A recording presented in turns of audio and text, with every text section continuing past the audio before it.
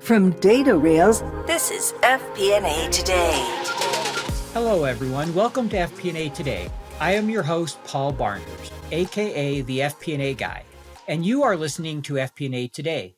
FP&A Today is brought to you by Datarails, financial planning and analysis platform for Excel users.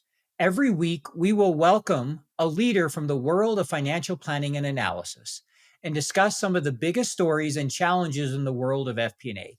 We will provide you with actionable advice about financial planning and analysis. This is going to be your go-to resource for everything FP&A. I am thrilled to welcome today's guest on the show, Christian Wattig. Christian, welcome to the show. Thank you, Paul. Thanks so much for having me. Yeah, no, we're super excited to have you. So I'll give a little bit about Christian and then I'll allow him to introduce himself. So I've known Christian, what's it been, about 6 months, I think. We got to know each other through LinkedIn. And, Christian is a LinkedIn influencer. He has his own course, FP&A Bootcamp. Currently works for Datarails, and he has worked for companies including Unilever, Squarespace, about last 13 years in FP&A, and he's a real expert. I'm really impressed with all he knows. So we're lucky to have him on the show. And we'll go ahead and get started. Christian, can you take us maybe a little bit through your career, and how did you get where you're at today? Sure. So I started my career in Switzerland. Originally, I'm from Germany. That's where I grew up. But I actually never worked, not even a single day I worked in Germany. Immediately after college, I started in Zurich working for Procter Gamble, partnered with the sales team there, which was great because the sales managers, they're experts in managing, professional relationships. And so I learned a lot from them about business partnering.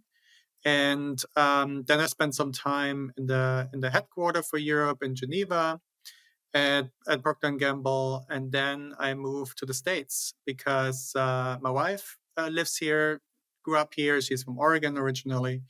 And so I moved to New York City and transitioned to Unilever. So Unilever is also a large multinational consumer goods company like P&G. You may know it from brands like Dove or Magnum or Breyers. And there I had the opportunity to do a number of different FP&A roles, partnering with lots of different teams. And I was also fortunate there, after a few rotations, to be promoted to lead my own team. It was about 6 years ago. And so I partnered closely with the marketing team, with the logistics team.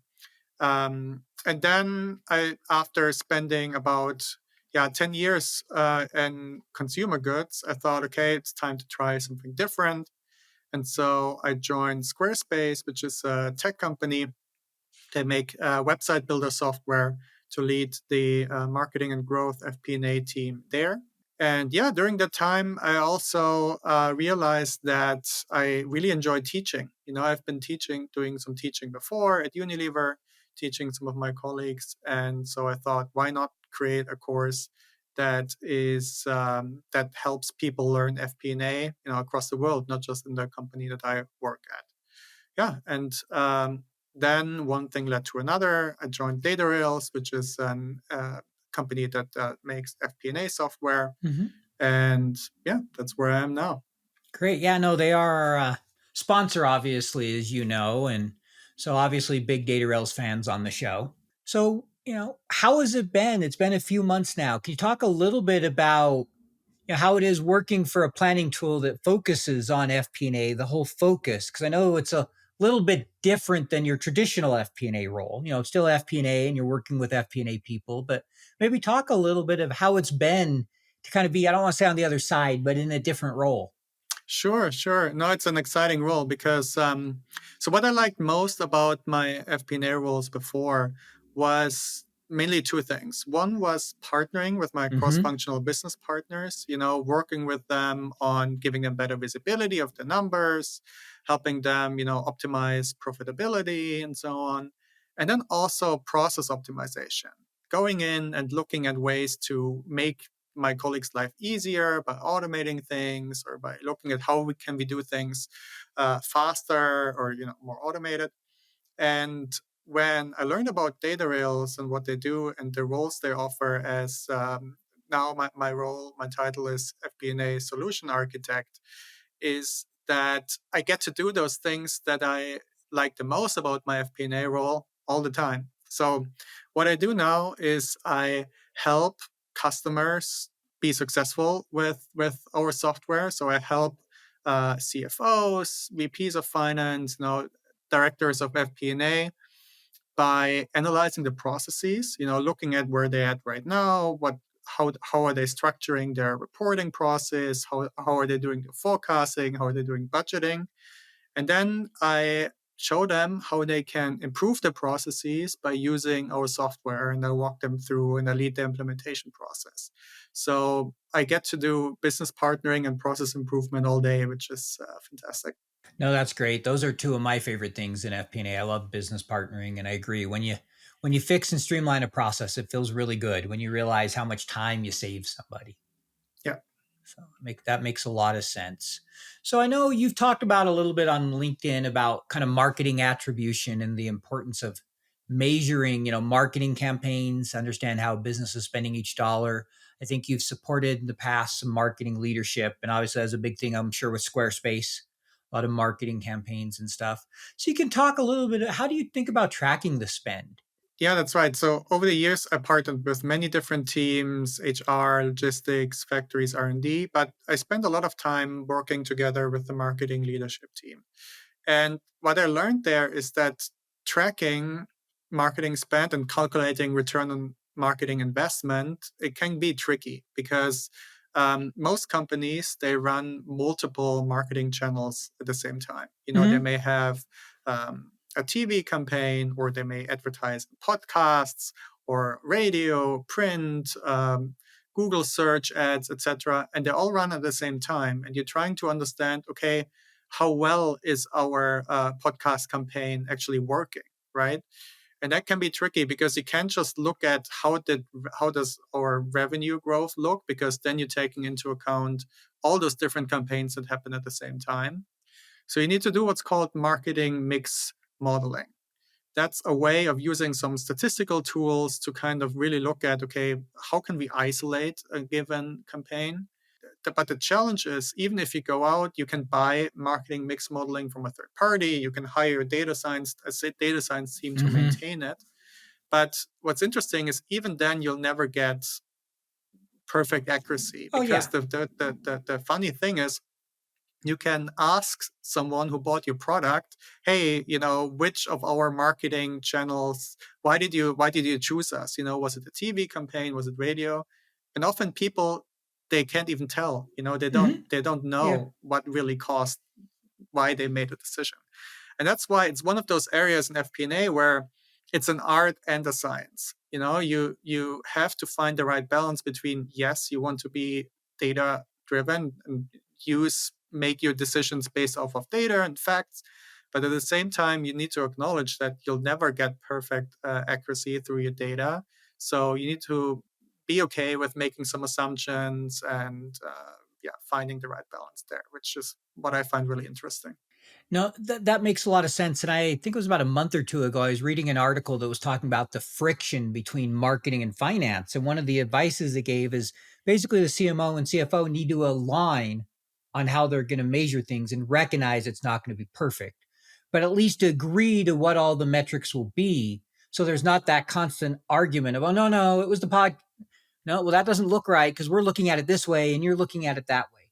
Even if it's not perfect, that alignment allows you to get over the friction and the argument of, well, no, that dollar doesn't seem to be spent right because my data Right. says this. Well, your data says that. I supported a marketing business. We Yeah. didn't do much marketing, but we did marketing for automobiles. And so we did a lot of attribution stuff for our customers. And I Hmm. remember them talking about that and seeing models. My boss was like, well, no, you can't assume that every dollar that was all because of us. You got to Right. recognize there's other channels Right. like you talked about. So that makes a lot of sense. And, being willing to operate with assumptions and in the gray. It's not, Exactly. we like that when we're analyzing something to be able to say, well, this is what caused it. Yeah, you can't sometimes. Right, right, right. Yeah, operating in those gray areas is also an important skill in FP&A. If you're always trying to get perfect data, then you're likely not going to take enough risks and make enough decisions. So you really need to look at, okay, how much uh, how much do I need to be comfortable? What is my level of risk that I'm willing to take? How much would it cost? Making sure that we not never bet the entire company, but then going for it, because we Mhm. also need to be careful. Sometimes in finance and FP&A, we're seen as the people who are always conservative and who are always saying no to taking chances. Mhm. But if you're in that corner, you're not really able to become the strategic advisor, that we like to be. So yeah, it's important to get comfortable around taking risks as well. It really is. And there's a little bit also, you're not just taking risks, but some people want the data to be perfect. And that last mile is too costly. It's finding and it's a little bit of a science and a little bit of an art, but when is the data good enough to make a decision? When do I Right. feel that there's enough confidence here, like you mentioned, risk, that, I'm in the right direction? And it might not be perfect, never will Mhm. be, but you just got to get that comfort. And I agree with you. It's really important that finance sometimes be willing to take a risk and help support the business and an idea when everything isn't perfect. Right. They just need to be calculated, as I like to say. Right. So, when it comes to supporting marketing, because I know you've done a lot of that, if our audience asked you for one piece of advice around supporting the marketing business, so if you could give them one piece of advice, what would that be? Yeah. Actually, and that applies to business partnering in general, not just to working with the marketing, is go out and ask more questions. Be curious. That's really the best advice I can give you, because the best finance business partners that I've seen spend more time meeting with their cross-functional business partners, learning about the business, than with their finance counterparts. And when I talk about that with junior analysts, they say, oh, well, but if I ask a lot of questions, I'm just wasting my business partner's time. That doesn't really make sense. But actually, you can add value and you can help someone, even if it's just even if all you're doing is asking questions, because you know what the best executive coaches do? That's what they do. They ask questions and um, they help the people that they're coaching to discover insights that they haven't thought about before, or think outside of the box, just by asking the right questions at the right time. So that's a super important skill that helps you in any FP&A role and any business partnering role. And the best way to practice it is just go out and do it. And then, as a side effect, you're not just helping your business partners think differently, you also learn more and you build business acumen. And that's critical, because the more you understand the business, the drivers, etc., the more you know what the numbers are saying, and the more you can make connections. And that is a very valuable skill, because it allows you to make recommendations about what the numbers suggest the leadership team should do. There's a lot to unpack there, a lot of great advice. And the first thing I'm hearing you say is, one, be curious, be willing to ask questions. I had a boss that in meetings often dominated the meeting. He asked so many questions. And sometimes I Hmm. was like, all right, why are there so many questions? But he always knew what was going on. He knew the business inside and out, and he provided really good advice. And this was someone at a senior level, right? This wasn't a junior analyst who was asking questions all the time. So being curious is always important. And then really getting to know the business. And that's something I've tried to pride myself on throughout my career. Whatever Hmm. role I have is being viewed as an expert, and not just on the finances, but on the broader role of the business. And I've had times where people have come to me and asked me how things work. And I'm like, wait, isn't that supposed to be your job? Like, that's your function. And it makes you so much more valuable than just understanding the P&L, and allows you to be part of those discussions instead of just sitting in the room and being the no guy or the conservative guy. Well, that's too Right, risky. Pointing right. out the negatives. And that is a great point. I really like that advice, and kind of dovetails in what was going to be our next question, asking a little bit about business partnering. I think you kind of you covered that. So next question here, is a little bit, you talked a little bit about launching your own course. Mhm. Maybe can you talk just a little bit about how the experience has gone? What is it you like about teaching so much, and maybe what you've learned that's made you a better FP&A professional from teaching others? Yeah, no, that's a great question. So, um, I I started teaching before I launched my own course. I taught at Unilever, so we had an uh, finance learning team where I created courses for my colleagues, about Excel, about how to be more efficient with Excel, and also how to manage budgets and forecast better. And what I realized is a lot of fun is, first of all, figuring out how to design the course to give people an option to practice, because I realized myself that the best way to learn something is to practice it. So we did lots of little exercises and all that. And it also makes it more fun for people if they don't just sit there and listen all the time, and they can practice something. And then the other thing that really motivates me and keeps me going about teaching is to see that eyes light up moment. When you explain something abstract or complicated, and at the beginning they don't really get it, but then at some point it just clicks, and you see it in the eyes that they're putting things together and that they're thinking about how can I implement that. And I really enjoyed that, and I found that very very rewarding. Because you can have a big impact that way. And yeah, and so I tried to put all of this into my course as well. It's an interactive course that is done live via Zoom. It's four different workshops focusing on different FP&A topics like financial storytelling, business partnering as well, financial modeling, forecasting, planning. And you'll never hear me lecture for more than, I don't know, maybe 20 minutes at a time.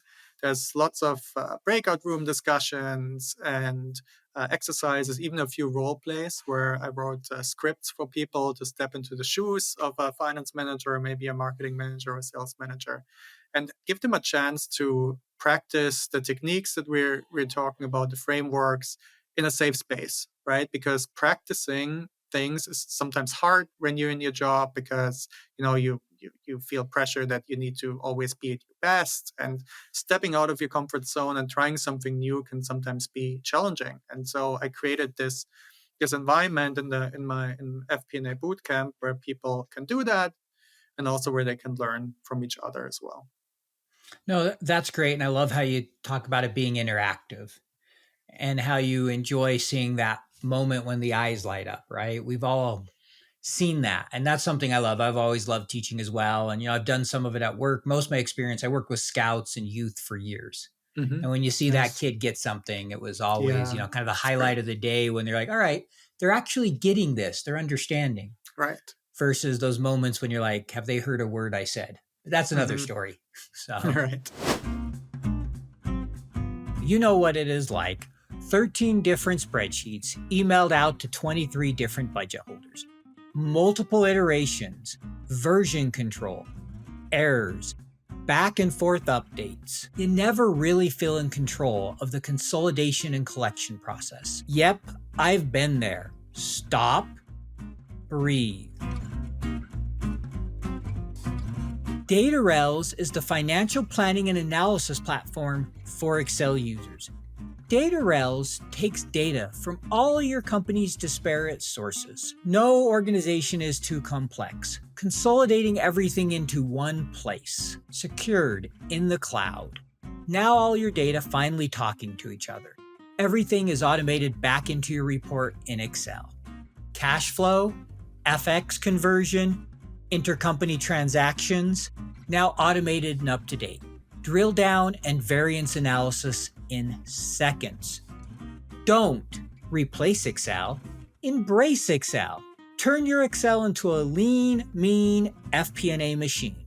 Find out more at www.datarails.com. All right, well, no, that's great. So in October, you're speaking at the Association for Finance Professionals. Hmm. Can you maybe provide our audience a little bit of a sneak peek, a little bit of what you're speaking about, what the subject is? Yeah, I mean, you're acting like you don't know about it. I'm actually going to be speaking there with you, which I'm Oh, really wait, looking am I forward speaking? to. Yeah, no, so sure, I'm happy to talk a bit more about that. So for those of you who don't know, AFP, the Association for Finance Professionals, it's one of the largest networks for treasury, finance, and FP&A professionals. They offer certifications, and they have this annual convention where they bring a number of high-profile speakers. And so I was thrilled when I was selected to speak there at AFP this October in Philadelphia. And in terms of what we will be talking about, as finance business partners, we hope to be strategic advisors to the business and drive profitability, sustainable growth. But to get there, we need our cross-functional business partners to be willing to give us a seat at the table, right? They need to let us in. They give us the information we need. We need that seat at the table where the decisions are made. And in this talk at AFP, I'll talk about how to create an environment of trust, because that trust in professional relationship, that's really the foundation of successful business partnering. And we'll go over the findings that Google had with a project that they led to look at what makes the most successful teams, what differentiates them, what makes the most successful teams successful. And then we talk about concrete and actionable ways for finance professionals to build trust with their business partners, and we'll cover a framework, how you can audit your existing professional relationships to see whether course correction is necessary. And we'll end with hopefully concrete advice you can apply right away on how to improve your existing professional relationships. So I'm really looking forward to it.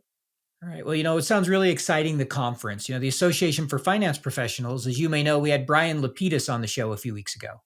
And I'd highly recommend anyone who wants to learn more about all the resources they have, listen to that podcast. He had mentioned that we'd be speaking at that event together. And I think it'll be really fun to talk about trust and how important that is, because that's a huge topic, that seat at the table. If you don't have the seat at the table, you can't be the FP&A professional that FP&A needs and the business needs, frankly, not FP&A, but the business, because we really should be trusted advisors. So that's a great topic. And like I said, I'm looking forward to speaking with you. I'm sure at least half of it will be great. I'm sure your part. Mine, I'm still figuring out, but we'll get there. As you look over your career, we're going to shift gears here a little bit. Sure. You look back over the last 12 years of FP&A.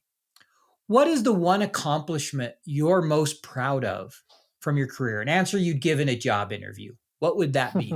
What did you tell Datarails? No, Yeah, no, it's really tough to look back at the career and say, okay, that's the one thing that I'm most proud about. There's a few things, but the one thing where I learned the most, which I think is always a big success, was when I had the chance to lead the complete revamp of the budget process for Unilever North America. So Unilever North America is an $8 billion a year business. The marketing team spent several $100 million for, TV commercials and all sorts of other marketing spend. Mm-hmm. And when I started my role as the head of the marketing, finance, and analytics team, I was surprised to see that the budget was managed completely in Excel, without any other tools. And it was done by sending Excel files to 15 different marketing teams. They put in the numbers, and then they send it back to the finance team, and then they have to consolidate everything and roll up everything. And when I saw that, I was a bit concerned, because how do you make sure that there's no mistakes? How do you make sure that there is no version control issues when they send you multiple files for the same month? Mm-hmm. And so I asked if we can, look into getting a software, getting a tool to do this. And at first, the IT team said they don't have budget for that. I have to go and ask the CFO if I can get a special budget for this. So I went to the CFO and initially and told them, look, we're going to save so much time for the team. We don't have to consolidate all these Excel reports anymore. and it will all be a lot easier to manage, and people get their numbers faster, and the leadership team get the numbers faster. But he wasn't really convinced. He wasn't sure if the investment was worth it. And so I went back to the drawing board and I thought about, okay, what does he really care about the most? And what he cares about, the CFO, was that the numbers are right and that there's no issues from a financial controls point of view, And so I went back and I said, well, if we get the system, everything, there's an audit trail, you can go back, you can check the numbers, you can make sure that everything aligns and it's, simple to do, and you can do everything in the software. And that convinced him. And so we got the funding, and I went out to look for who might be the best vendor to do this for us. I interviewed the vendors, and then we started the implementation. And when we were, right in the middle of the implementation, I ran into some issues, and that was really interesting challenge, because the marketing team, I got some pushback. They didn't want to use the new software. They wanted to keep using Excel because that's what they know, what they're used to. They say it's faster. They said they don't want to invest their time in learning. They don't have the time to learn a new system. They're too busy. And so what I ended up doing is I found the two marketing managers who were the most critical of the system, and I brought them into the project management team. And that made a huge difference, because they were in the meetings, and I asked them, hey, what would make this successful for you? How would you like this software to work to really take work off the plate of your people, of your teams, of your direct reports, and of yourself? And that completely changed the dynamic. All of a sudden they were working with us instead of against us. We were brainstorming together, and in the end, they became some of the biggest supporters of the tool. And having and them going out to the rest of the marketing team, it's about 30 people, and talking to them about the benefits and how it works and how their concerns were addressed, that made all the difference. And in the end, we got broad buy-in, and implementing the software was a big success. So, and it didn't only save my team, the finance team, the FP&A team, a lot of time and effort, but also the marketing team in the end. So yeah, that was one of the things I'm most proud of. No, thank you for sharing that. And what I really liked and what resonated to me, and I think should resonate with the audience, is when you have those detractors, bring them into the process. Because if you can get them on board and address their issues, it's much easier to get everybody else on board. Because there's usually always one or two that are vocal, whether they're in your own department or somebody else's department. So I think that was a brilliant move on your end, on both ends. First, figuring out, what does the CFO want in value? Mm-hmm. And how can I make sure he's seeing the tangible benefit? And then doing that same type of thing of figuring out, how can I get marketing on board? And addressing both those head on versus, well, just this is what we need to do, and trying to push it down people's throats, see it my way. Because that rarely ends up in a good implementation, if ever. Well, that's some really good advice. But there's one other thing. You mentioned, the project was trying to improve the budget and forecasting process. And obviously having good tools is huge for the budgeting and forecasting process. But maybe share some of your thoughts around just best practices in general around budget and forecast. Like, are you a big fan of rolling forecasts? Some things you think about the budgeting process. Maybe what are some of your best practice tips for companies that are thinking of revamping their budgeting and forecasting process? Sure. So for me, for budgeting, and it also applies to forecasting, it's really not just about the number that you get on a piece of paper, right? Or the P&L that you get. Because as soon as you lock down the forecast or the budget, the numbers probably are already wrong. Because in the end, business environment is very dynamic, and things will be different than you forecasted. So when it comes to annual planning, you'll actually get much more value from the process itself. There's this quote that says, I think it was Eisenhower who this quote is attributed to. It says, plans are nothing, but planning is everything, right? So you want to make sure that you give through the planning process, you give the team an opportunity to take a step back, get out of the day-to-day of the busyness, and really think about, do our strategies still work? How do those strategies turn into action plans? And how do we measure those action plans and determine whether we are on track or not. And that process is what adds a lot of value because it drives conversations that you wouldn't have otherwise. It gives you an opportunity to identify risks early, identify opportunities early.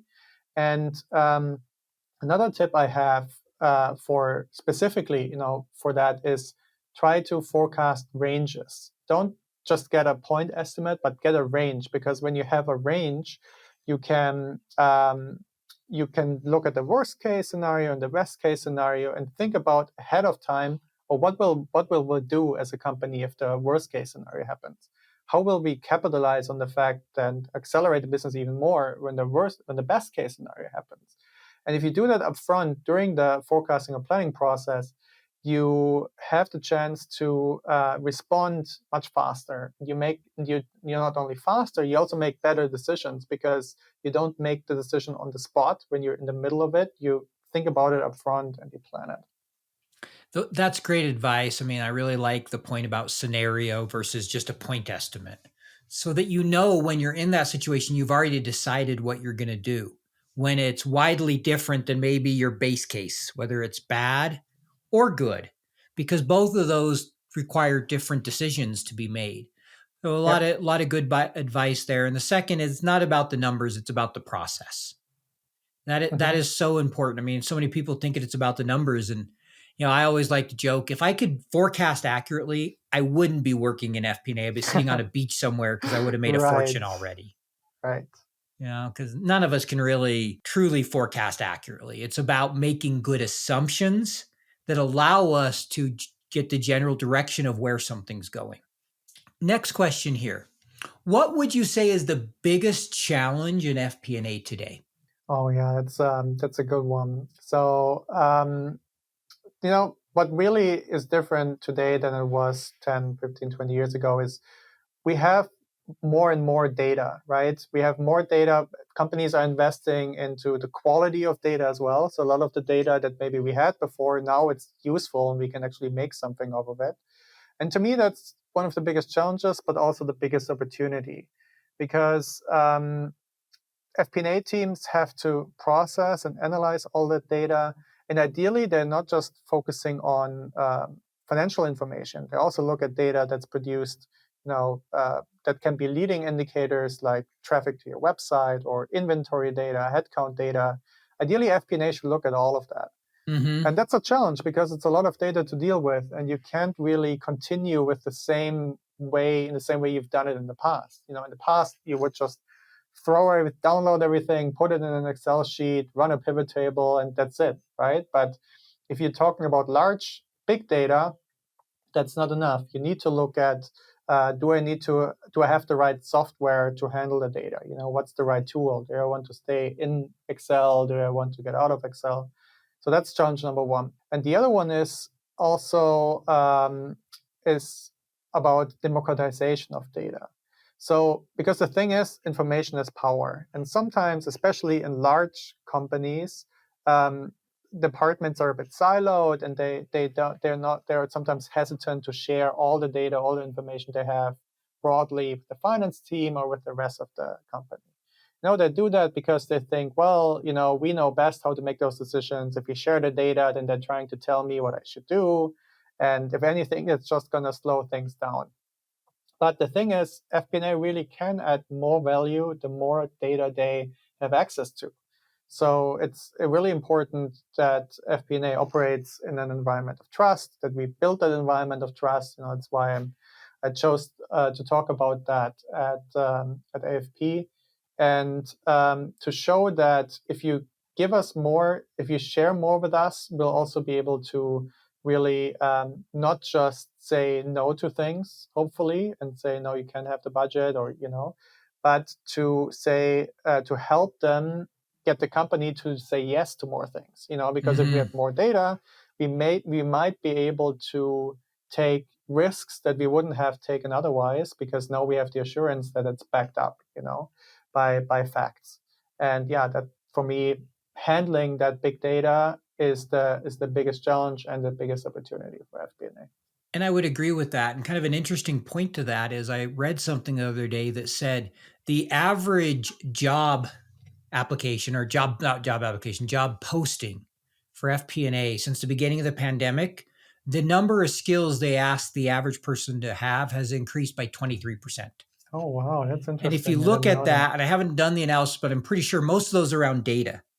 As Hmm. I heard someone say the other day, George Mount, great follow on LinkedIn, he was listening to somebody talk about data. He said it's actually going to become more complex, not easier in the future.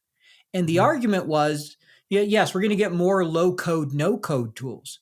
But because it's so easy to get data, we're going to have so much more data that it's going to become more complex for us to handle and to find those connections. And I thought that was interesting because we keep thinking, oh, the tools are getting better. It's going to make data easier. And this guy who was a professional was saying, actually, it's going to get harder for most of us. It's like, Hmm. wait a second. Then why are we, implementing all these tools? And obviously, we need them, but it may get harder in some ways. But it opens up all those opportunities you talked about because you really dig into the data and understand something that maybe people don't realize or they have the total opposite view of, and bring that to the business. It can generate thousands and millions of dollars. It can be Right. big business. Right. So I agree with you, great opportunity and definitely a challenge as well. So now we're going to get a little more personal here with this next question. So, what's something that not many people know about you? Something we wouldn't find online? Yeah. So what many people don't know is I'm a trained judo instructor. So I don't coach anymore right now, but I did it for over 10 years when I was younger. And I actually started teaching judo to kids when I was 16 years old. And it was what motivated me to study business in the end and aspire to become a manager, because it was really eye-opening for me to see, when I had the kids around me and was teaching, is how the right words at the right time can have a huge impact on how motivated someone feels, and how willing they are, to go the extra mile and to work just a little bit harder to be successful at the sport in that case. But the same applies to business as well. So yeah, I'm really happy that I did that, and I learned a lot from being a judo instructor as well. Well, great. Actually, that's one I didn't know about you. So that's a great one to share. And I could see where that'd be a lot of learning and working with kids and helping you realize you had a passion for instructing others, Hmm. regardless of whether it's FP&A or judo or Excel or whatever it might be. Yeah, Speaking of Excel, leads to our next question. What is your favorite Excel function and why?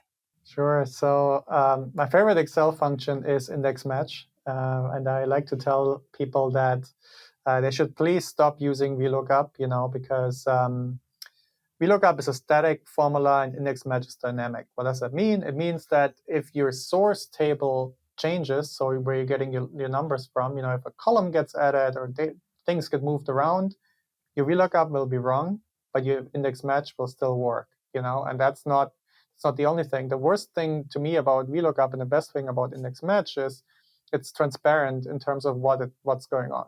If you press F2 in Excel and look at the formula and what the formula does, VLOOKUP doesn't tell you much, right? Because you need to know, how many columns you go over to the right, etc. But with index match, it highlights which row and which column, you're referencing.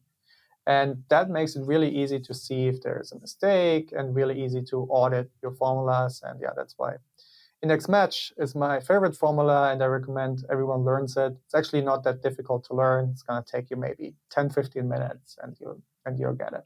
Yeah, no, I'm not surprised you said index match. I know you've posted on that one on LinkedIn a few times. And, for anyone who's interested, you can go find the post. I put a comment voting for X lookup, but we won't get into that full discussion today. But index match is a great one. And there's, definitely learning how to do lookups is really important. Yes. And understanding the strengths and weaknesses to get the job done, which regardless of which one you use, or if you use Power Query, the understanding and unlocking how relationships work is so valuable in Excel, Yes. because without it, you really limit what you can do. And index match is a great formula.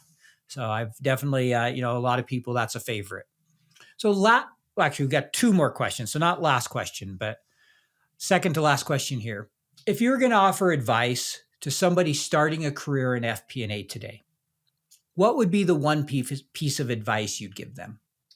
Yeah, if you're just starting out, the most important thing is that you look for ways to step out of your comfort zone. When you're new in any role, but especially also in FP&A, is you need to make sure that your learning curve doesn't flatten. There's so much you need to learn in FP&A, the technical aspects of financial modeling, Excel, forecasting, and then all the interpersonal skills, of influencing people, business partnering, budget management, which has a big interpersonal component as well. The only way to learn that is if you put yourself into situations where you're maybe a little bit concerned about it, you've never done it before. But if you take that step out of your comfort zone, the magical thing is that your comfort zone will grow, and so that things that a few weeks ago were kind of scary are now seem a lot easier. So do things like asking if you can present the financials to the CFO or the CEO, instead of your boss doing that, or ask to speak at the company town hall, or manage a process improvement project end to end. All those are things that help you grow your comfort zone, help make sure that you keep learning, and then as a result of that, you'll build the capacity to succeed in bigger and more rewarding roles. Great advice getting outside your comfort zone. We had Gemma DeVee on the show from the UK, and she mentioned her dad always told her, the magic happens when you get outside your comfort zone. And I've actually been trying to get my daughter on a few things she's been scared to do to understand that concept. I've shared that with her. And she's like, well, what about fear? And I'm like, well, you'll be okay, trying to help her understand. And it's funny how that applies when we're 5 and when we're 50 or 70. Right. It applies throughout our whole life. Get yourself out, get outside that comfort zone. That's great advice. So we'll go ahead and, kind of finish there and just wrap up with, if people want to learn more about you, about your course, where do you recommend they go? Yeah, they can go to my website at fpaprep.com. So FPA like an FP&A, prep.com. And if they want to learn specifically about the course, the best way to learn about it is to go to fpaprep.com/course. All right. Well, perfect. Well, we'll go ahead and end there, but just saying thank you for being on the show. We really appreciate it. And, I'm sure our audience will really enjoy this as much as I did. So thanks again, Christian. Appreciate your time. Thanks so much for having me, Paul. It was great.